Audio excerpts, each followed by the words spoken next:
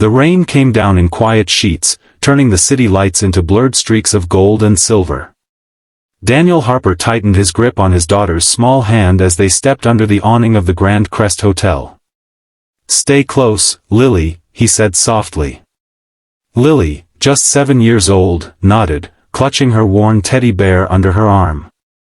Her wide eyes scanned the marble entrance, the polished floors, the chandeliers glowing like stars trapped indoors. "Daddy, are we really staying here?" she whispered. Daniel forced a small smile. "Just for tonight." It had been a long week. Long didn't even begin to describe it. His hours at the warehouse had been cut, bills were stacking up, and the tiny apartment they lived in had lost power after a storm.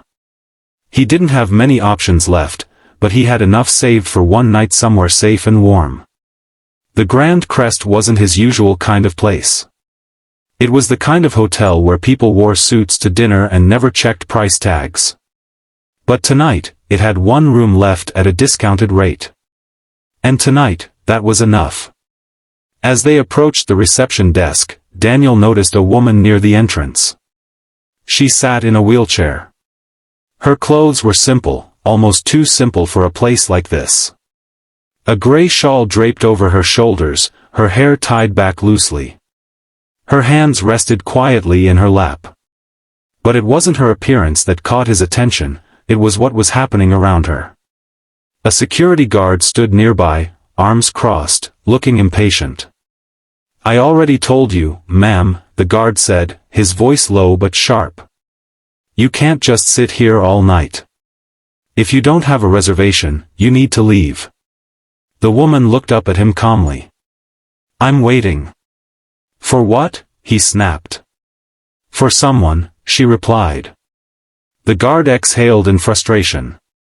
"This isn't a waiting area. This is a luxury hotel."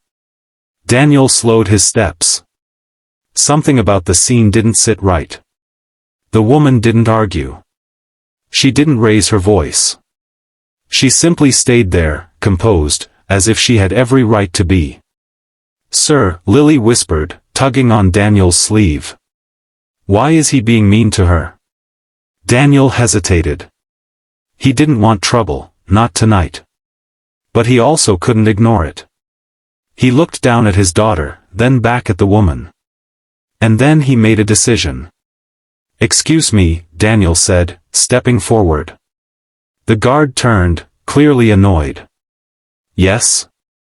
"She's not causing any problem," Daniel said calmly. "Why does she need to leave?" The guard scoffed. "Sir, this doesn't concern you." "It does if someone's being treated unfairly." The guard's eyes narrowed. "Look, we have standards here. Guests only." Daniel glanced at the woman. "Did you ask if she's a guest?" "She doesn't look like one." There it was. Daniel felt something tighten in his chest. "Since when do looks decide who belongs?" he asked. The guard stepped closer, lowering his voice. "Sir, I suggest you mind your own business. You've got a kid with you." Lily squeezed his hand. Daniel didn't move. "She stays," he said firmly. "Or I walk out. And I'll make sure people know how this place treats others." The guard let out a short laugh. "You think anyone's going to care?" Before Daniel could respond, a voice cut through the tension. "They will." All three of them turned. The woman in the wheelchair had spoken. Her voice was calm, but carried a quiet authority that shifted the air. She slowly reached into her shawl and pulled out a small card. "Would you mind," she said, holding it out to the guard, "reading that?" The guard hesitated, then took the card. His expression changed instantly. Confusion, then disbelief, then panic. I didn't realize," he stammered. Daniel frowned. "What is it?" The woman turned her gaze to Daniel. "My name is Evelyn Carter," she said gently. Daniel blinked. The name sounded familiar. Then it hit him. Carter. As in Carter Holdings. As in the company that owned half the buildings in the city, including this hotel. The guard straightened immediately, his entire demeanor shifting. "Ma'am, I am so sorry. I didn't know." Evelyn raised a hand, stopping him. "That's the problem," she said quietly. "You didn't know. And you didn't ask." Silence settled over the lobby.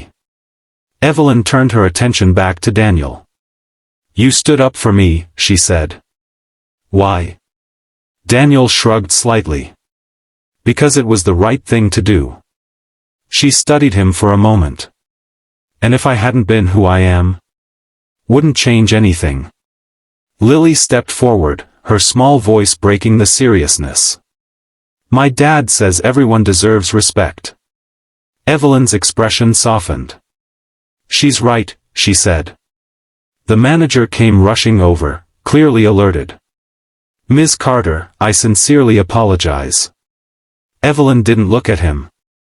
"Apologize to him," she said, nodding toward Daniel. "And to every person who's been judged here before being heard." The manager swallowed hard. "Of course." Daniel shifted uncomfortably. "That's not necessary."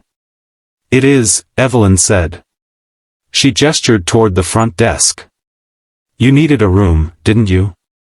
Daniel hesitated. "Yes, but I can pay. It's already taken care of." "I can't accept that." Evelyn smiled faintly. "You already have. Not with money, but with something far more valuable." Daniel looked at her, unsure what to say. "Kindness isn't free," she continued. "It costs courage. And tonight, you paid in full." Lily beamed. The manager quickly arranged everything, handing Daniel a keycard with trembling hands. "Suite 1203, sir." Daniel's eyes widened. "Suite?" Evelyn nodded. "You and your daughter deserve comfort tonight." As Daniel and Lily walked toward the elevator, Lily looked up at him. "Daddy, you didn't even know she was important." Daniel smiled softly. "She was important the moment I saw her." Behind them, Evelyn watched quietly. Not as an owner. Not as a powerful businesswoman. But as someone who had just been reminded of something rare. Something real. And for the first time in a long while, the Grand Crest Hotel didn't feel like just a building of wealth and status. It felt human.